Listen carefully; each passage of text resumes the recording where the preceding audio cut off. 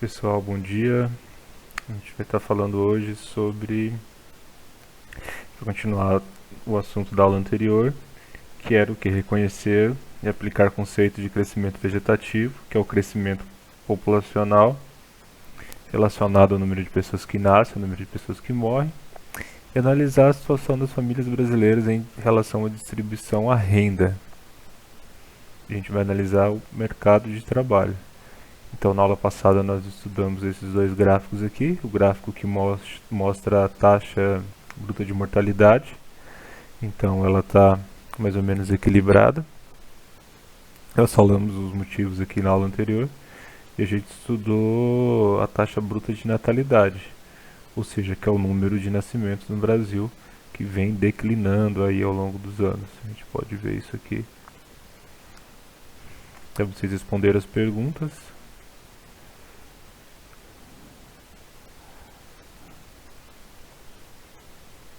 Agora a gente vai analisar essas duas tabelas aqui. Ó.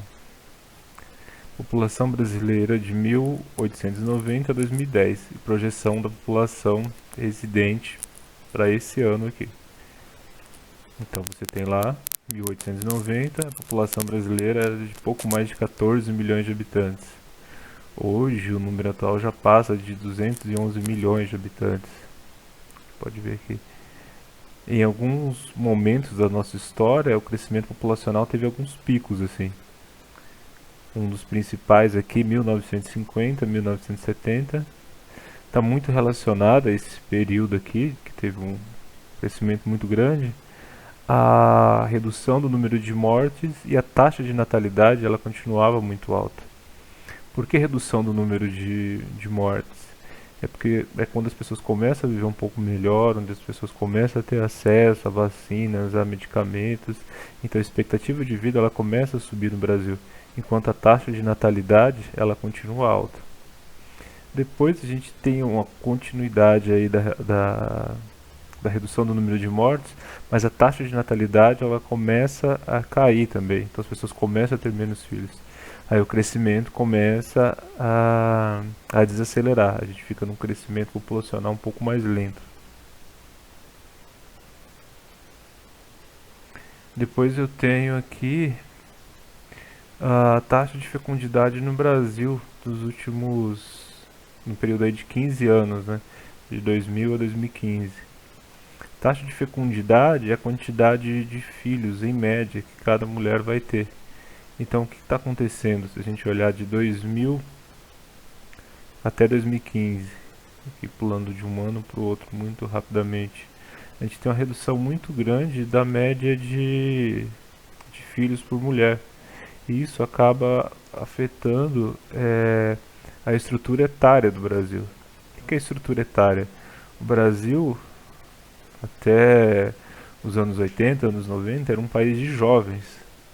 Hoje em dia o Brasil tem uma população adulta muito grande. Nos próximos anos, devido a essa redução aqui da taxa de fecundidade, que é mostrada aqui no gráfico, o Brasil vai se tornar um país de idosos.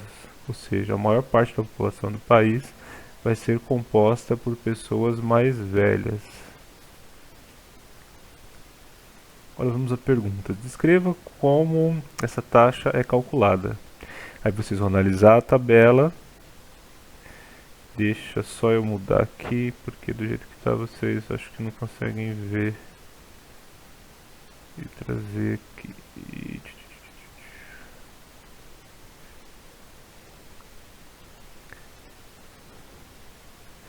Então, ó, descreva como essa taxa é calculada. Em seguida, vocês vão analisar a tabela 1 da taxa de fecundidade e vocês vão indicar se a tendência é de crescimento ou redução. Vocês vão justificar a resposta de vocês. Então vocês vão analisar, eu falei para vocês qual é a tendência, né? Ela é muito clara analisando a tabela. Então se você olha, o que é tendência? Você tem todos os anos ela tendo a redução. Então se todos os anos essa taxa está caindo, a tendência é de alta? Não, a tendência ela é de redução. Poderia ter até um ano aqui de alta e tal, mas isso não seria tendência, isso seria uma exceção. Depois, a questão B. Ó. Como a entrada da mulher no mercado de trabalho ajudou a reformular a dinâmica demográfica brasileira? Que é o que eu falei com vocês algumas vezes aí. Será que a mulher que tem aí vários filhos, ela vai conseguir inserir no mercado de trabalho? Não. Então a gente tem nos últimos anos no Brasil, aí, desde os anos 80, uma estagnação salarial, praticamente. Você tem alguns anos de aumento aí, especial na primeira década dos anos 2000, mas depois o salário ele vai ficando mais ou menos estagnado. Então, aquela história do homem provedor de família, uma família em que só o homem trabalha e a mulher fica em casa para cuidar dos filhos, isso praticamente caiu por terra. Então a mulher ela se vê obrigada a trabalhar, fora em vários casos em que só existe também a figura da matriarca na casa. A mulher vive sozinha com os filhos, então ela se vê obrigada a trabalhar. Então a mulher que trabalha, ela não vai conseguir ter 6, 8, 10, 12, 20 filhos como acontecia no passado. Aí vocês podem citar, ah, mas minha vizinha tem 20 filhos. Tá. Quem tem uma grande quantidade de filhos assim, acima de 4 filhos, por exemplo, hoje é exceção. É raro você ver situações assim. O normal hoje é que as pessoas tenham 1, 2 filhos e você vê vários casais que não têm nem filhos, por exemplo. Isso é muito normal. Então, se a mulher trabalha, ela não tem condições de ter um número grande de filhos. Então, isso foi uma tendência.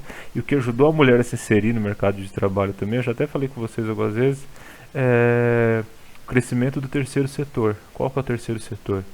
É o setor de lojas, o setor de comércio, bancos, shoppings. Esse setor ele emprega principalmente mulheres. Então, como as mulheres ocupam essas vagas, é o fator aí que acaba contribuindo para a redução de filhos, a queda da taxa de fecundidade. Depois assim, ó, com base nos dados apresentados na tabela 2, elabore um gráfico.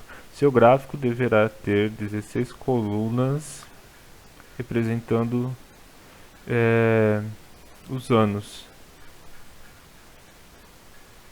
Então assim, você tem aqui os períodos aqui, né? Cada 4 anos. Aí o seu gráfico vai ter 16 colunas. Cada coluna vai representar um ano aí. Então a sua primeira coluna, ela vai ser a coluna o quê? Ela vai ser uma coluna mais elevada. À medida que você for reduzindo, a coluna ela vai o quê? Ela vai diminuindo. Até chegar aqui. Então ela vai ter um movimento uniforme assim de caída, de redução, de queda. Então vai ser simples para vocês fazerem. Instrução geral. Vocês vão copiar as 3 perguntas no caderno e só as 3 perguntas vocês vão copiar no caderno, responder e produzir o gráfico no caderno. Aqui termina o roteiro 3 de vocês. Então, assim, poucas pessoas entregaram. Quem não entregar esse roteiro com essa atividade aqui ao longo da aula de hoje, com ele todo pronto, inclusive as atividades da aula anterior, que são essas aqui, infelizmente eu vou deixar com nota. E como eu falei para vocês anteriormente, eu tiro a nota e a presença de vocês por quem desenvolve as atividades. Se eu não tenho uma atividade para fazer uma correção, eu não tenho como estar dando nota e estar confirmando a presença de vocês aí. Então são 2 aulas, são só 3 questões, para quem está com tudo em dia, é tempo suficiente para que vocês façam aí. Boa sorte, qualquer coisa estou aqui para ajudá-los.